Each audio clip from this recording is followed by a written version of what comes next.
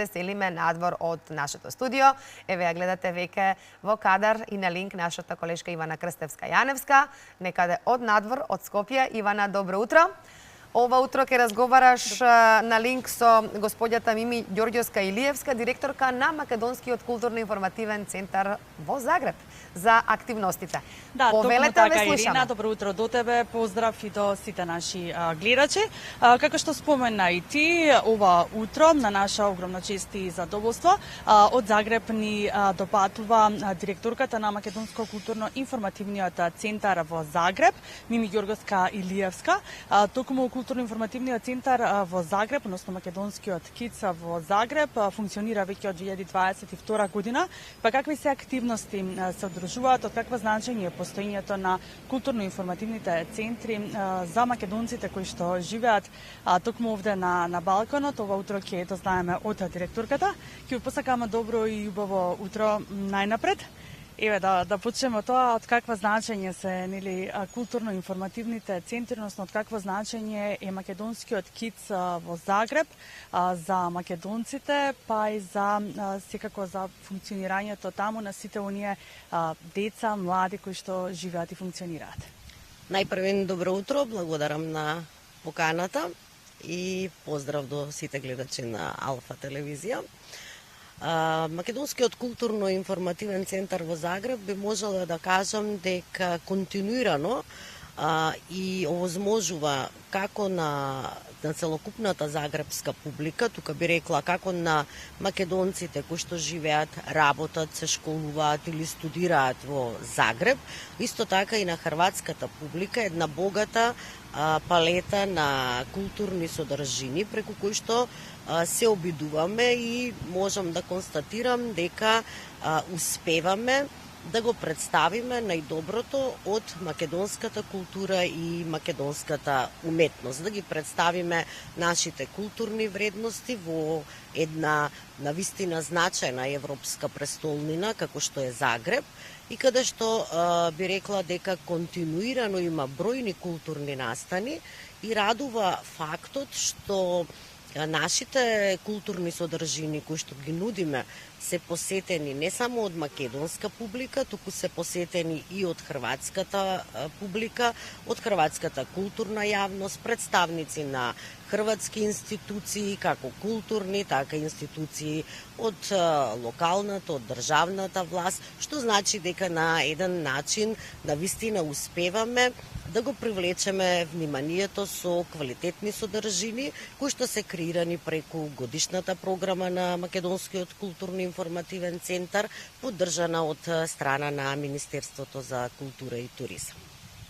Да, како функционира денеска Македонскиот културно-информативен центар во Загреб и како се одредува например кој може да се представи таму, дали со своја изложба, со книжевно дело, со представа?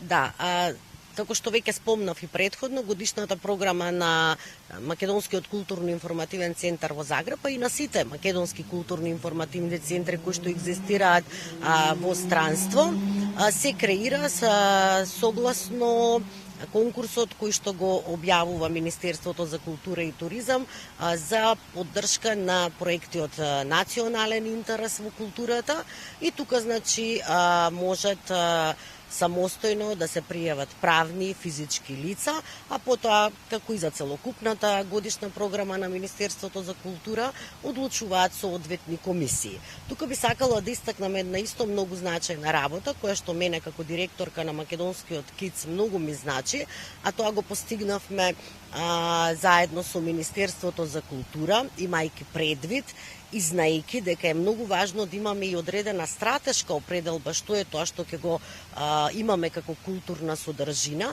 и токму заради тоа имаме можност и ние како директори на македонските кицови да креираме собствена програма каде што ќе представиме можеби поголеми проекти, каде што во однос на тоа што се бара во државата каде што сме и во метрополата каде што функционираме, ние најдобро можеме да процениме, па така и ќе понудиме што би било она најсуштествено што треба да се презентира. Исто така, тука би рекла, при креирањето на програмата е многу значајно да се воспостават релации со хрватските културни институции, со хрватските меѓународни фестивали и тоа успешно се прави во Загреб, би рекла, еве, јас се трудам и задоволна сум од сето тоа во изминативе година и пол.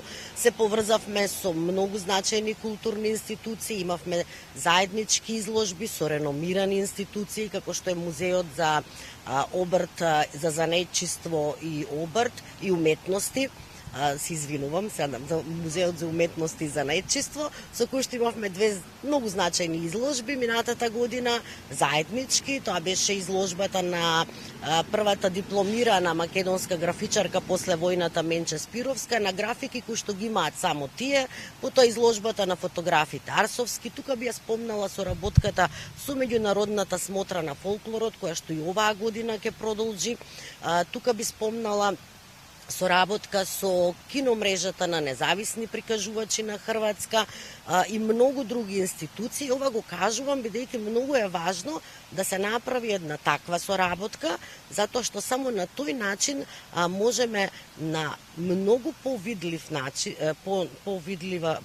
начин да ги прикажеме и покажеме не само македонските културни вредности, туку да ја продлабочиме соработката помеѓу македонските и хрватските уметници, што исто така е една од нашите цели.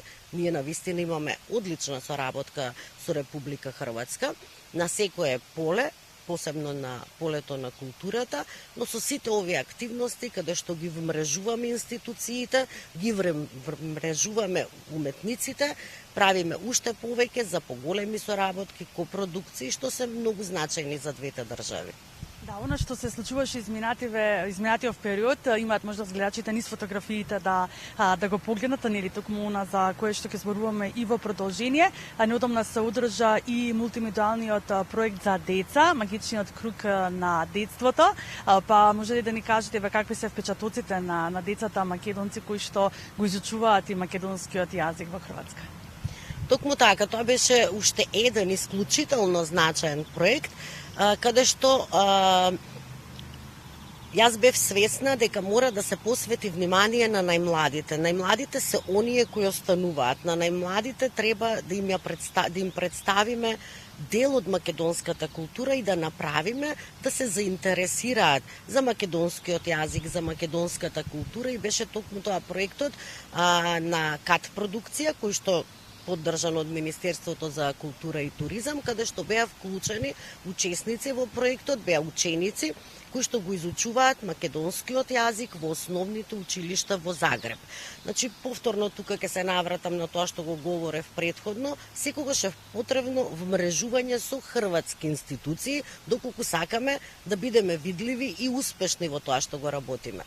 Проектот Магичниот круг на детството опфати околу 40 на ученици кои што го изучуваат македонскиот јазик во две основни училишта, училиштето Никола Тесла и Харам Башич, каде што учениците под менторство на нивната наставничка Деспина Велинска, заедно со експертите кои што ги водеа работилниците, имаа можност да запознаат многу значајни нешта за Македонија, истовремено да бидат креативни во текот на работилниците. Имаше работилница за актерска игра, која што ја водеше нашата маестрална Снежана Коневска-Руси, потоа имаше работилница за дизајн, која што ја водеше Елена Таневска, исто така имаше работилница за креативно пишување, на самата авторка на проектот и авторка на истоимената книга Магичниот круг на детството Тања Гогоска, за да после тоа целиот тој проект беше крунисан со еден завршен чин, настан, каде што самите ученици ја промовираа книгата интерактивно преку театарска представа која што беше подготвена во деновите додека траеа работилниците. И морам да заклучам после ова прво искуство кое што посветивме повеќе внимание со еден поголем проект кон најмладите, дека тоа треба и јас ќе продолжам и во иднина и наредната година, секогаш да се има проекти кои што се посветени токму на најмладите. Да, јас ќе ви се заблагодарам за одвоеното време. Има многу што да се каже, да се зборува за македонскиот КИЦ во Загреб и посакувам уште многу успешни проекти. Верувам дека и во следното ваше гостување кога ќе не посетите во Македонија ќе имаме што да раскажеме за нашата публика. Ви благодарам на поканата и ќе го искористам времето само кратко. Секој оној кој што до 15 мај ќе биде во Загреб, го поканувам во Македонскиот културно-информативен центар да ја посети изложбата Диалог преку бојата, една исклучително значајна изложба, каде што вмреживме четворица реномирани познати професори, ликовни уметници од Хрватска и четворица исто така реномирани познати македонски уметници и вреди да се види. Доколку сте во Загреб, повелете на Хебрангова 4.